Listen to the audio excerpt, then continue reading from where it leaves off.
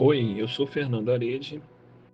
Vamos fazer uma reflexão em 2 Coríntios, capítulo 9, a partir do versículo 9. Como está escrito, distribuiu Deus seus bens aos necessitados. A sua justiça dura para sempre. Aquele que supre a semente ao que semeia, e o pão ao que come, também lhe suprirá e multiplicará a semente e fará crescer os frutos da sua justiça.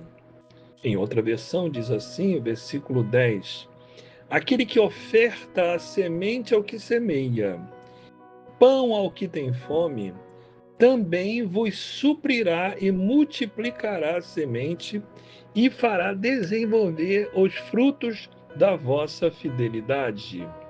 Vocês serão enriquecidos de todas as formas, para que possam ser generosos em qualquer ocasião. E por nosso intermédio, a sua generosidade resulte em ação de graças a Deus. O serviço ministerial que vocês estão realizando não está apenas suprindo as necessidades do povo de Deus, mas também transbordando em muitas expressões de agradecimento, de gratidão a Deus. Por meio dessa prova de serviço ministerial, outros louvarão a Deus pela obediência que acompanha a confissão que vocês fazem do Evangelho de Cristo e pela generosidade de vocês em compartilhar seus bens com eles e com todos os outros. E nas orações que fazem por vocês, eles estarão cheios de amor por vocês, por causa da insuperável graça que Deus tem dado a vocês. Graças a Deus por seu dom indescritível.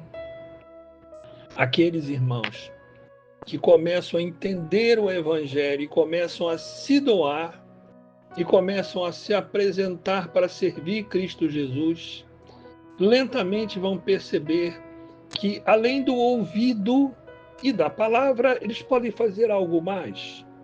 Eu vi este fato acontecendo quando um rapaz tinha talvez umas 3 camisas. E ele, ao se converter e se firmar em Cristo e amadurecer a sua comunhão com Cristo, observou que pessoas ao lado dele não tinham nenhuma camisa. Então ele dividiu as camisas com aqueles que não tinham.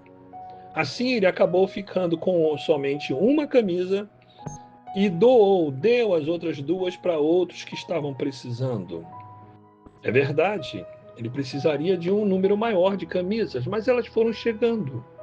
Curiosamente foram chegando pelo dedo de Deus. Eu comecei a compreender esse processo de ajudarmos aqueles que precisam.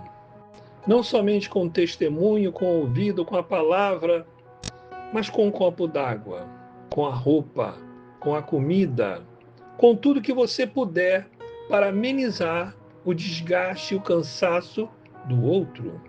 Nós temos visto que isso tem acontecido em demasia. Pessoas pregam o evangelho, anunciam a palavra e voltam felizes para suas casas dizendo: cumpri a boa obra. E eu digo, nem tanto. Cumpriram parte da boa obra, porque o Senhor Jesus nos ensinou a dividirmos e ajudarmos com todos os que precisam. E olhem, existem muitos que precisam. A vida me ensinou e me mostrou isso de perto. Muitos precisam. E conforme o nosso coração se inclina em ajudar aquelas vidas, ajudar aquelas pessoas, curiosamente e deuscidentemente, nós somos abençoados. Assim, eu comecei a investir no próximo para ganhar de Deus, exatamente. E na medida em que eu me ofertava para ajudar outros, o Senhor da glória vai nos sustentando e vai nos dando todas as condições para que tal continue acontecendo. Não somente com as palavras reveladas, com a palavra do Evangelho, mas também com todos os bens necessários para que o próximo tenha o pão de cada dia. Eu não tinha nada ou quase nada, mas o pouquíssimo que eu tinha ainda conseguia dividir, ainda conseguia ajudar. E curiosamente o Senhor nunca me desamparou a partir do dia em que eu comecei a dividir o que eu tinha com outros que precisavam. Mas alguém me disse: esta pessoa recebeu bem, você ajudou aquele, mas ele foi rebelde, foi mal criado e desistiu do evangelho. Este já é um problema daquela pessoa. A minha parte, a nossa parte é feita. Se ele vai reconhecer que isso veio de Deus ou não, é um direito dele. Porém, a nossa boa obra é feita. Todo copo d'água que eu der, isto será reconhecido por Deus.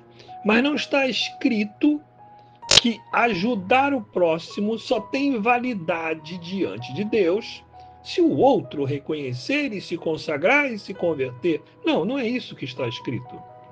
É importante ajudar primariamente os domésticos da fé. Porém, eu aprendi que devo e posso ajudar a toda e qualquer pessoa, independente dele ser ou não um doméstico da fé. Um seu irmão em Cristo, um irmão mais necessitado que obrigatoriamente nós temos que ajudar. Porém, outros que também precisam de ajuda, mas não se firmaram no Evangelho, pelo menos uma coisa eles terão no coração deles: o testemunho que foi graças a Cristo Jesus que nós praticamos a boa obra, que nós ajudamos aquela vida. E todos nós somos convidados a dividirmos o pouco que temos ou o muito que temos.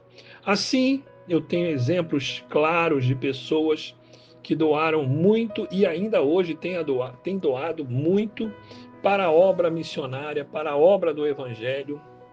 E essas pessoas, embora ganhem muito valores, eles vivem de uma maneira muito simples. Vivem somente com o necessário. Não se exaltaram nem se envaideceram, mas receberam muito para distribuir muito. Impressionante, mas isto é verdade. Não são muitos que seguem essa linha.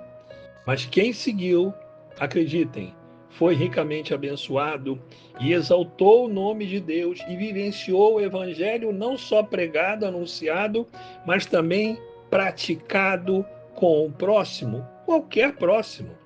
Eu não vou dizer que é este ou aquele, podemos discernir que os domésticos da fé merecem um destaque, aqueles que já são irmãos em Cristo ou irmãs em Cristo, mas também os demais precisam de ajuda como testemunho diante de Deus. Se eles vão entender isto ou não, isso não é a nossa competência. Colocamos nas mãos do Deus Altíssimo.